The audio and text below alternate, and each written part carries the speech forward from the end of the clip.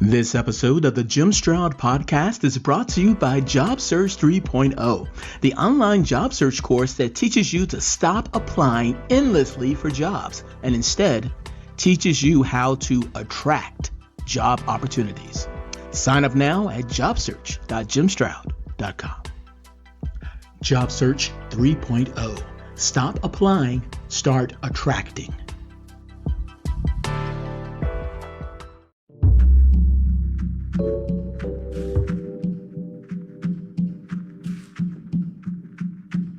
Episode 90 of the Jim Stroud podcast begins now. The job market isn't breaking, it's resorting. If you're looking at the job market right now and thinking something feels off, you're not wrong. But it's not collapsing, and it's not roaring back either. What we're moving into is something quieter, more selective, and for a lot of people, more confusing. Most forecasts for 2026 point to a labor market that's still growing, just not loudly. Hiring continues, but at a slower pace. Fewer hiring frenzies, fewer mass expansions, more deliberation, more scrutiny. Unemployment is expected to drift into the mid 4% range, not panic territory, not boom times either. Think cooling, not crashing. Employers are holding on to people they already have. They're cautious about adding new ones. Economists call it low hire, low fire. I call it a market that stopped improvising and started proofreading. And that changes everything.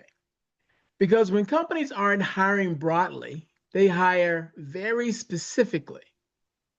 The days of we need bodies, any decent resume will do are way behind us. What's replacing them is far more surgical. Employers are asking sharper questions. What problem does this role solve? How fast can this person contribute? What skills are absolutely essential and what can we automate?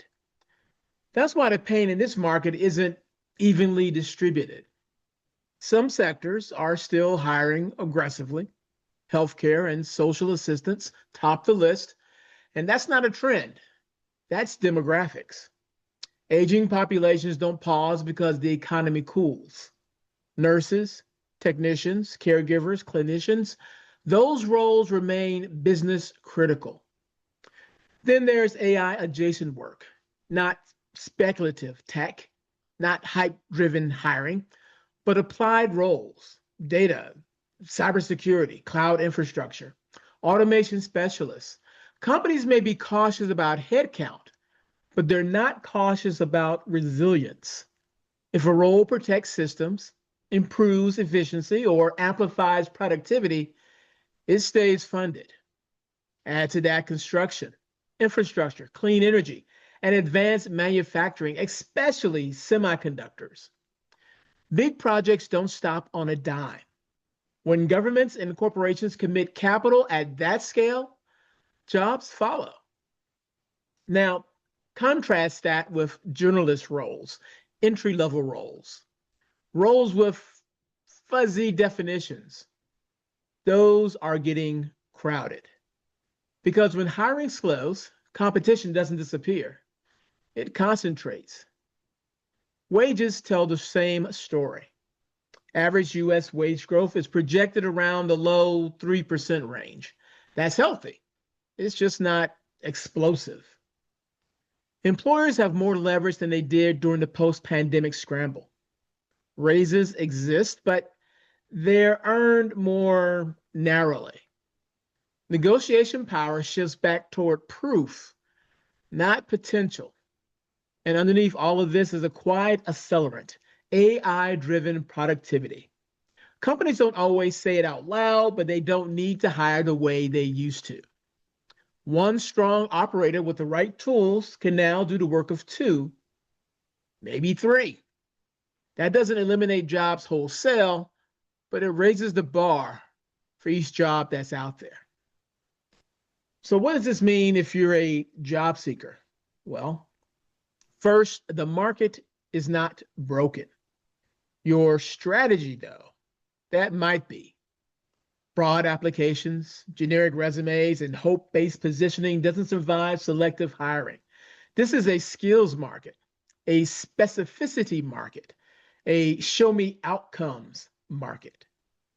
If you have in-demand skills, healthcare, AI, data, cybersecurity, skilled trades, advanced manufacturing, you still have leverage. But even then, you can't ghost. Employers want relevance now, not trajectory later. If you're earlier in your career or in a non-specialist role, the challenge isn't talent, it's differentiation. You can't win by blending in. You win by translating your skills into business outcomes, by showing adaptability, by proving you can work with automation instead of being replaced by it. Upskilling isn't optional anymore. Neither is clarity. And for the talent acquisition teams, this shift is just as profound. The era of volume recruiting is fading. Precision is taking its place. Skills-based hiring, AI-enabled sourcing, smaller rec load with higher expectations, less spray and pray, a whole lot more of intent. Recruiting becomes less about filling seats and more about protecting the business, which brings us to the real takeaway. The 2026 job market isn't punishing people arbitrarily. It's rewarding alignment. Alignment between skills and strategy, between roles and outcomes, between how work is done and why it exists. This isn't a market for panic, but it is a market for honesty. Honesty about what you do, about what you really offer, and about how clearly you can prove it. Because the jobs are still there. They're just listening more carefully now.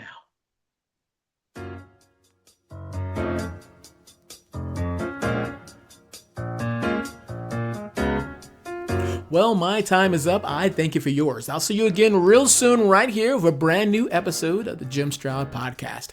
If you have any questions, comments, or concerns, feel free to reach out to me. I can be reached by email at jimstroud@jimstroud.com. And one last favor, if I may ask, please rate this podcast. 5 stars is preferred, but please comment with your honest opinion. I really appreciate that. All right? Okay, until next time, bye-bye.